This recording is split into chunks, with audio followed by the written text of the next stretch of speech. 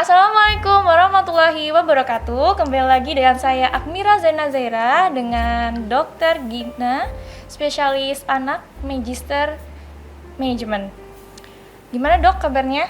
Alhamdulillah baik. Alhamdulillah. Oke, di sini Akmira baik. Iya, alhamdulillah baik banget dok. Sehat. Sehat. Oke. Alhamdulillah ya kalau gitu. Iya dok. Oke, di sini kita akan membahas gagal ginjal pada anak dengan Dr. Gina. Yang pertama yang akan saya tanyakan adalah banyak ya dok kasus gagal ginjal akut di Indonesia ini pada anak. Nah, gimana sih dok gagal ginjal akut itu menyerang anak? Kamu kok kayak mau nangis ya? Masa sih dok? Oke, ya. Terima kasih Akmira. Saya senang sekali ya udah diundang di podcastnya Kastrat.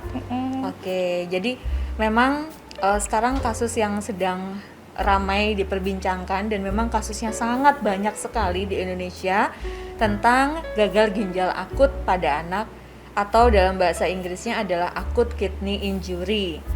Ya, jadi gagal ginjal akut pada anak ini adalah secara gejala klinis ya adalah penurunan jumlah produksi buang air kecil atau air seni anak ya, atau yang kita sebut dengan oligouri ya, atau bahkan tidak kencingnya atau tidak adanya volume air seni anak ya, atau disebut dengan anuria.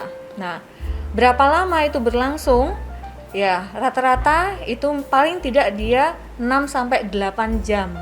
Jadi 6 sampai 8 jam sebelum anak itu tidak kencing sama sekali atau kencingnya sangat sedikit jumlahnya.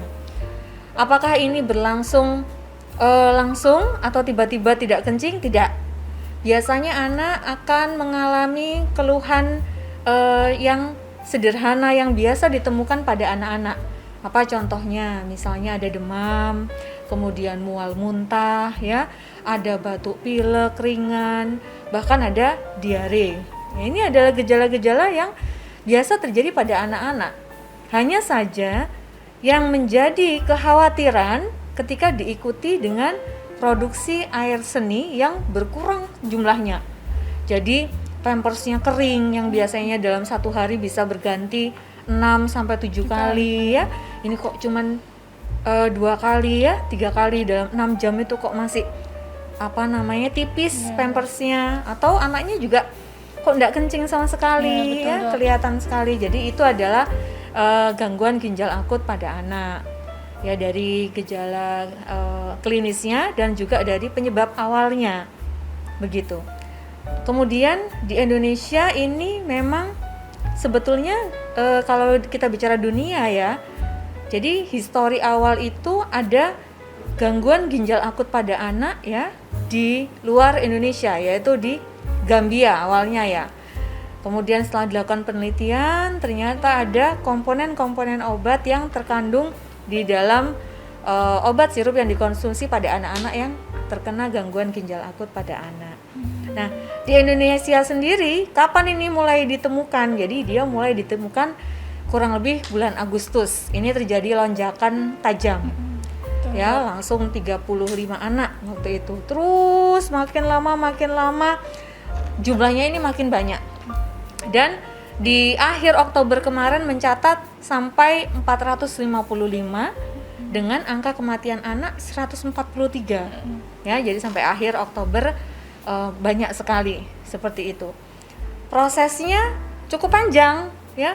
Dari awal ditemukan di bulan Agustus itu ya, hampir bersamaan juga dengan kasus hepatitis akut pada anak juga ya.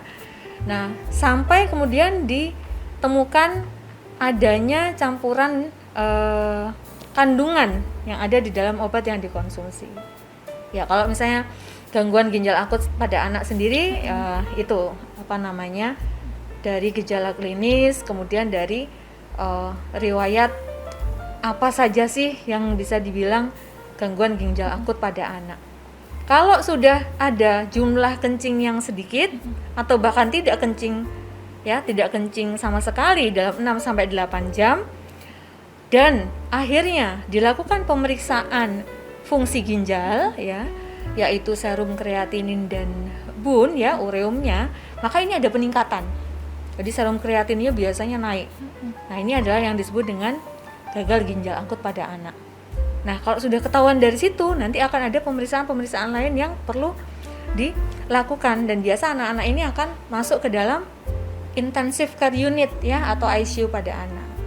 Seperti itu. Oke. Baik, kalau Dokter Gina sendiri menanggapi kasus gagal ginjal akut ini termasuk yang penyakit serius atau bagaimana Dok? Kan ini masyarakat tuh lagi ketakutan gitu ya Dok ya. Iya, ini penyakit yang serius sekali karena pada gagal ginjal akut pada anak, kalau dia tidak tertangani dengan baik, otomatis ini akan mengancam nyawa. Ya, buktinya dari 455 kasus yang ada kan 143 meninggal, ya, itu. Sehingga memang harus ini secara global kan, makanya dari Kemenkes, kemudian dari di Indonesia sendiri ya, Ikatan Dokter Anak Indonesia bekerja sama dengan dinas kesehatan masing-masing provinsi, kabupaten, kota, itu kita bekerja sama semuanya. Bagaimana caranya memotong rantai untuk jangan sampai ini terus-menerus terjadi. Betul. Oh ya Dok, tadi kan Dokter Gina sempat menjelaskan MISC itu ya Dok ya.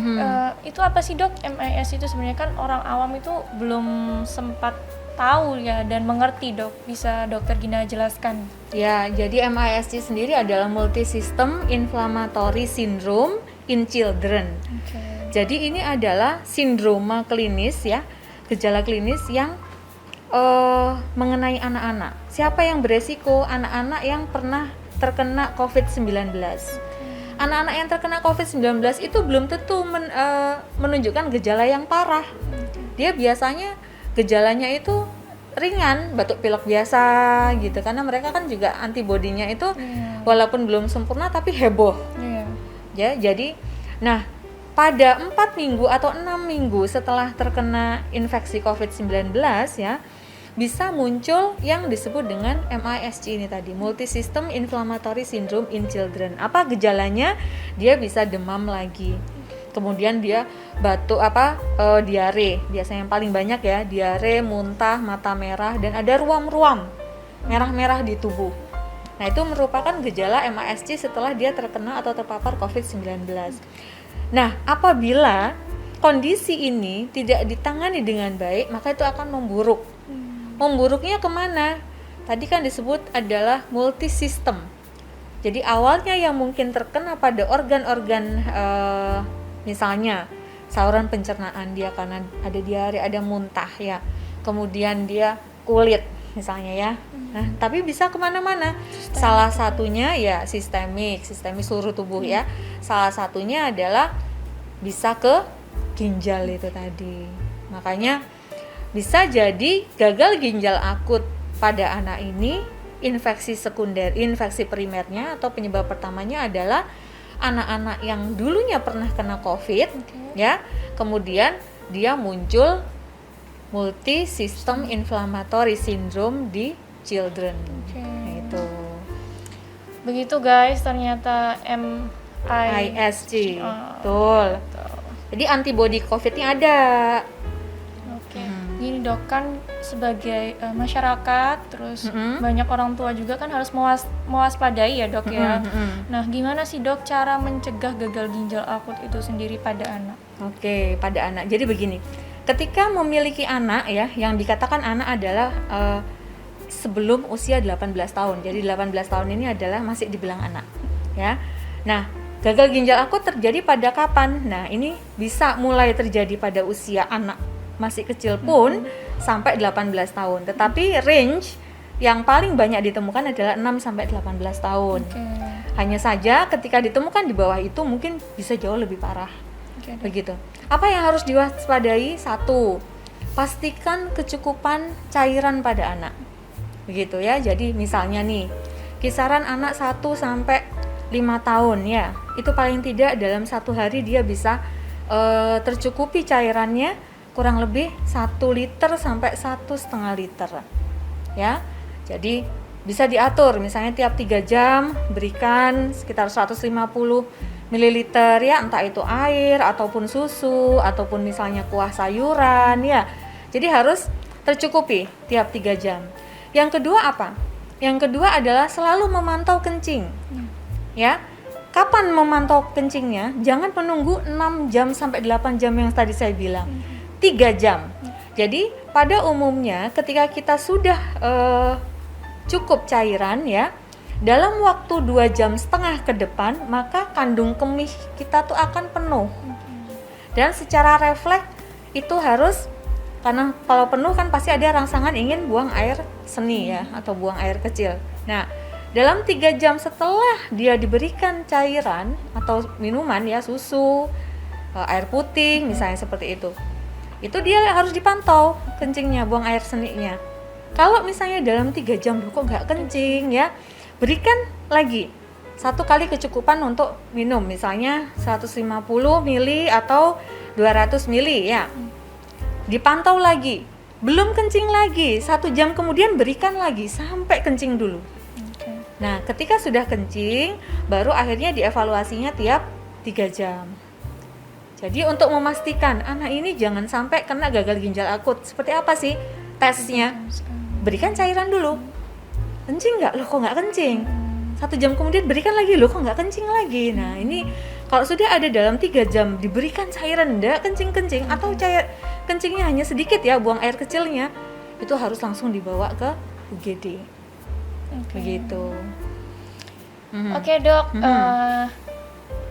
Gimana sih, Dok, pesan untuk masyarakat plus 62 ini yang lagi simpang siur menanggapi kasus gagal ginjal akut pada anak ini? Karena kan ada yang bilang ini tuh hoax, ada yang masih belum paham mengenai gagal ginjal pada anak ini. Nah, gimana sih, Dok, pesan dokter untuk kita semua yang mendengarkan podcast ini?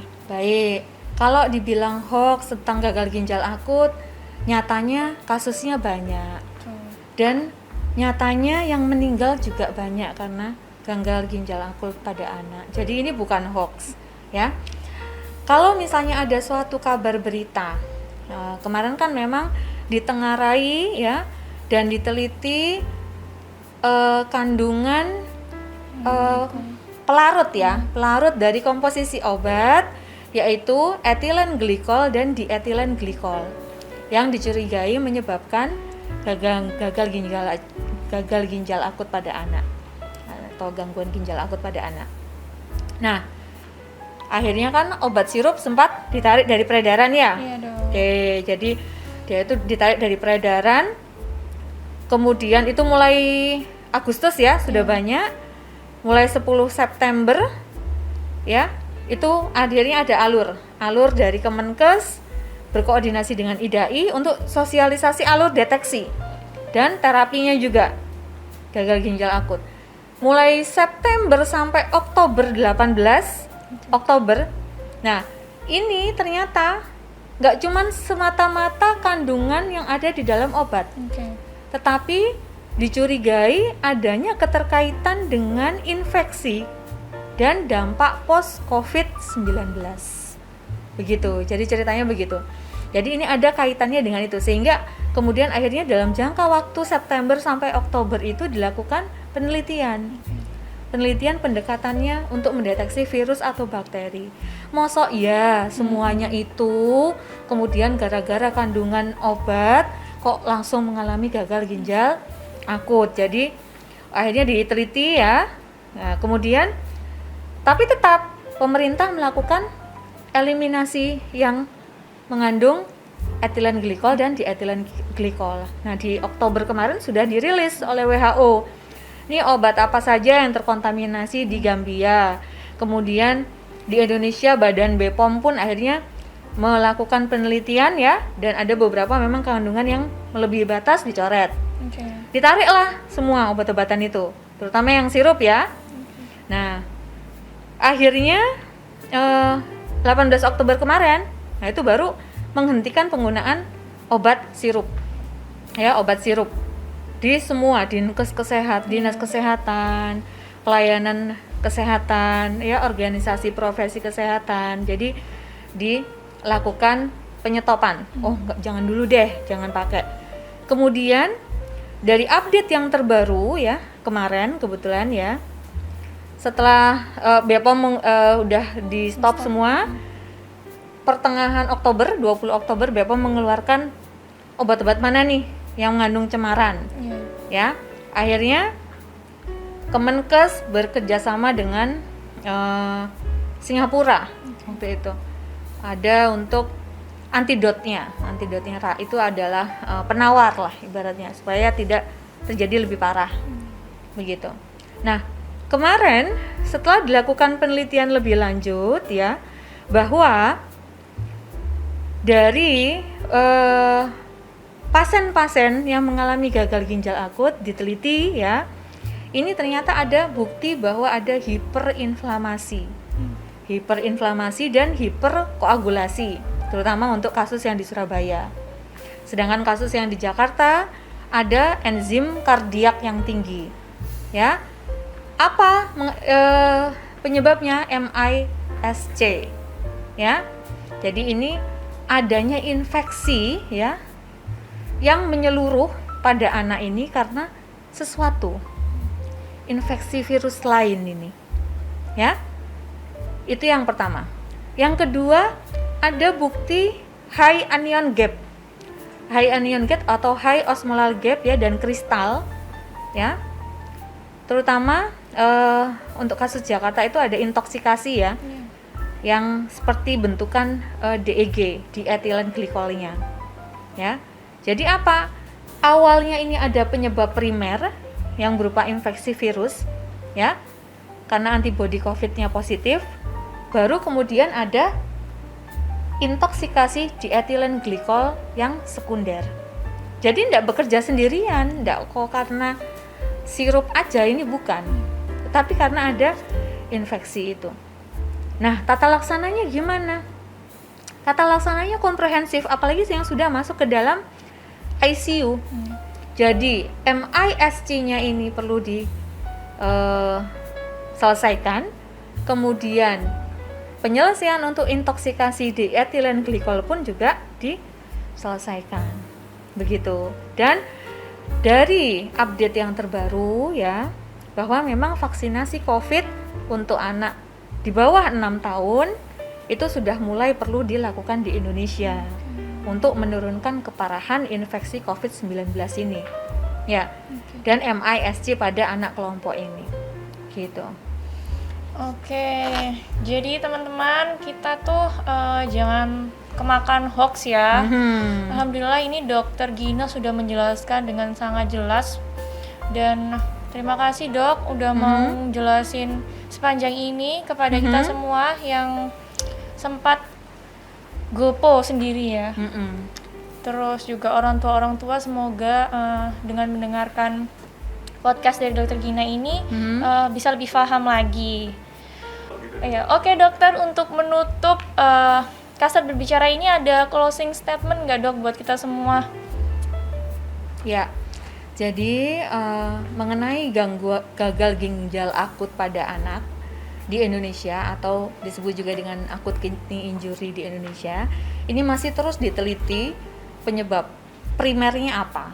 Dan dari update yang terbaru adalah adanya infeksi primer ya dari virus ya yang dicurigai itu adalah virus COVID-19 ya, sehingga muncul yang namanya sindrom MISC ya.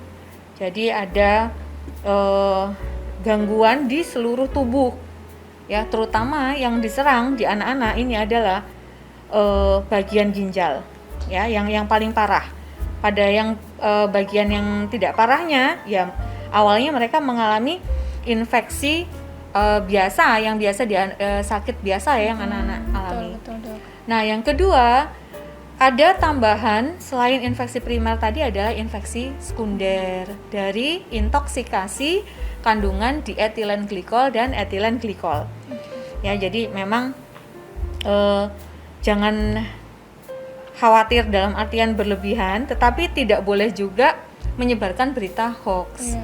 Jadi harus percaya bahwa ini kita misalnya punya ponaan apa sepupu, punya saudara yang masih kecil-kecil ya, itu tetap harus waspada, memberikan pengertian yang baik ya, dalam arti antisipasi jangan sampai terjadi gagal ginjal akut. Selalu memberikan nasihat pada keluarga dan anggota keluarga yang masih anak-anak untuk mencukupi kebutuhan cairan ya, lewat minum, lewat ya susu ya, cairan ya, selalu butuhi kebutuhan itu. Dan apabila ada aktivitas yang terlalu berlebihan pun, itu juga harus selalu menggantinya dengan cairan yang cukup atau bahkan berlebih ya, sampai tercukupi kebutuhan cairannya begitu. Jadi sebisa mungkin Akmira, nanti teman-teman juga mahasiswa semua yang punya keluarga ini harus memberitahu, jangan mengentengkan juga, menggampangkan, jangan menyepelekan juga, karena pada anak-anak akan jauh lebih rentan ya terkena infeksi ataupun juga terkena kasus yang sekarang memang sedang cukup ramai dan memang banyak sekali korbannya. Betul dok. Begitu. Ya itu. Dan mudah-mudahan dari Akmira semua sivitas akademika ya, mahasiswa-mahasiswa ini bisa ikut membantu memberikan informasi yang benar. Mengedukasi ya, betul, mengedukasi yang benar ya. Terutama pada anak-anak yang memang belum mendapatkan vaksinasi COVID-19. Apa saja barangkali bisa mulai menggalakkan lagi maskernya, karena pada anak-anak justru malah jarang pakai masker kemana-mana ya. Jadi betul dok, betul. Paling tidak mengingatkan keluarga terdekat sendiri ya. Gimana nih guys, sudah jelas banget gak sih penjelasan dari Dokter Gina? Baik, ini adalah sekian dari pembahasan kita. Mohon maaf jika ada salah kata ataupun salah perucapan. Terima kasih. Wassalamualaikum warahmatullahi wabarakatuh. Waalaikumsalam warahmatullahi wabarakatuh. Dadah. Alhamdulillahirabbil alamin.